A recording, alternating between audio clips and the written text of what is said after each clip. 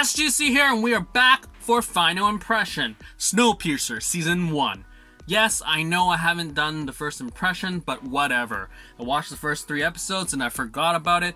Then Season 2 was announced, and a certain person was also announced, and then I heard good things about it, and I was like, oh, it got so much better after Episode 3? Okay, I'll check it out. So anyway, some background information. This is a post-apocalyptic dystopian thriller, and it's on TNT. It's on Netflix now as well. It premiered back in May, and it's based on both the 2013 South Korean Czech film of the same name, directed by Bong Joon-ho, and the 1982 French comic. And this is a reboot. So that was also a plus for this series, was that this is a reboot and not a continuation, not a before and after type of thing for the movie or the comic. So that was nice. It was just like a fresh, clean slate for continuity. We have Jennifer Connelly, David Diggs, and everyone else checking down below. So what's this series about? It's about a train when the world becomes frozen, and it's this train that's been revolving around the earth for 7 years.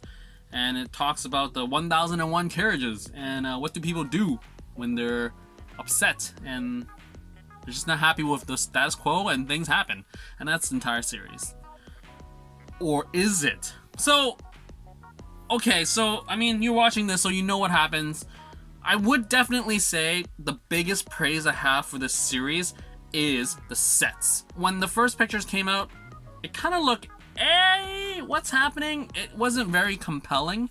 But granted, when the series finally aired and you watch a bit of it, and then you also just sort of forget what a normal train can look and think of this as a fictional dystopian thing that's much bigger than what we expect, like a train carriage.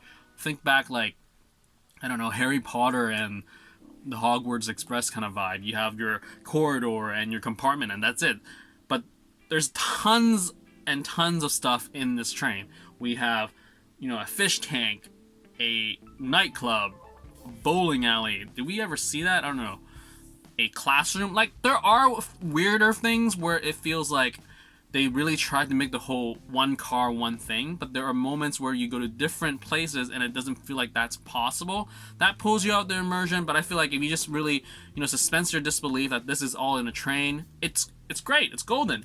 I definitely say that this series deserved like an award in set design, because all of that is practical. They set it up, they have to figure it out, plan everything, what it's going to look like, and there's actual huge differences. Like, comparative to the movie, I feel like the movie was sort of limited in terms of its time and scale, that they really couldn't push the whole like rich and poor, I mean like the first class and the tailies.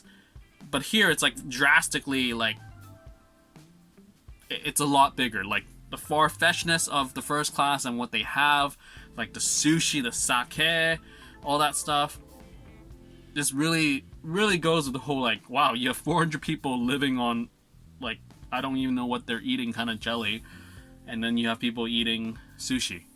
Yep. World equality right there. And another thing that I really like to praise is the characterization throughout this entire series. I think the setting and the narrative lend itself really well to set up so many characters, big and small, and they show up here and there, and they get roles, they get things to do. I think the narrative and the setting helps because you exist in this sort of microcosm, and you see these people only when you go to these places, versus other series where they can't have that many people involved, or usually have a bigger core cast. Like here, we don't get much of Till until like the latter. I guess like the first quarter she's there, but she gets more roles. I mean, she gets more like lines to chew, and then the nightclub manager, and then Jennifer Connelly gets more and more, and then people just get like written well and explored well, and you really get to know them, but they're still mysterious at the same time. Granted, the whole initial 3 episodes about the murders was very typical of a series, but as you go through the whole train and getting more and more people involved about the conspiracy of like what's actually happening and the tailies and revolution and all that stuff, then it gets like really intense. And I'm actually surprised where they went with this. I mean, granted, it is a nightmare to plan this, because one, you don't want to use up all your material in season 1, but at the same time, how do you get people to keep watching it and have enough material for the next season? Like, for example, they basically went through book 1 in a sense, where they introduce, you know, another train, and that's book 1. Like, book 2 starts with the other train, and we don't know what happened with Snowpiercer. So it's sort of similar in that sense, though I really wonder where they're gonna go. I mean, definitely season 3, season 4, maybe this is like a season 5 type of thing, like it's gonna end there. But like where book 3 goes, it's pretty vast. Granted, maybe short. I wouldn't even say shorten the seasons, because it's at a 10 episode count. I think 8 episodes could have been where it's at, much more concise. But I think it did lend itself well to introduce you to the world, get you used to it, and it's not super far-fetched in the beginning, because you start off with a procedural and just getting to know the ropes and the characters, and then you start introducing more and more, and that's when things start rolling. So I think 10 episodes for this season is good. I don't know where they're gonna go with season 2, especially the fact that they stopped at Chicago and we don't know about the world. I mean, granted, reading the comics you sort of know, but at the same time it's like, what are they establishing in this world? Like, do you freeze to death? Who knows? I mean, Jennifer Connelly is outside, so what's up with that? What's gonna happen to that? If you've seen the teaser for season 2, you know she's alive, but in what capacity? What's gonna happen? And are they gonna keep revolving, or are they gonna stop? What's on the other train? So many questions. So it could definitely be a season's worth of stuff, but I do wonder, season 3, are they gonna follow the books?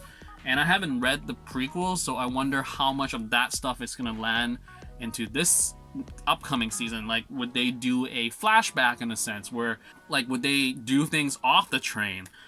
Like, what was Wilford doing? What was Melanie doing prior to all of this? Will they show more? Would they show more of the devastation of the world freeze? Totally up for grabs, really, in terms of plot. We can totally introduce a, you know, rival. I mean, there is a rival train already, but who's gonna fight against Leighton? Is Wilford? What's gonna happen to his name and legacy and all that stuff? So there's that. So all in all, yeah, it was good. I'm glad it was on Netflix. I wonder how it would have done if it just stayed on TNT. I don't know. I don't know much series on TNT per se, to be honest. And the fact that it was coming from TNT, and the fact that they had like some problems writing and being produced and all that stuff. So glad that it exists now. And yeah, really enjoyed the set designs and just the world building, and I really loved how they took advantage of the fact that it was a TV show, and they really showed the world and the structure, and the characters were just sprinkled throughout, and they all had their own like things. Anyway, so that's it. That's the final impression for Snowpiercer season 1. Can't wait for the next season. What's gonna go down? Are we gonna get another like big name playing other characters, or what have you? I don't know. I haven't read anything about season 2, nor did I even know there was a season 2 coming, like in terms of production. And I wonder, when's that gonna drop? Like the whole COVID thing, like, is it gonna push back another year?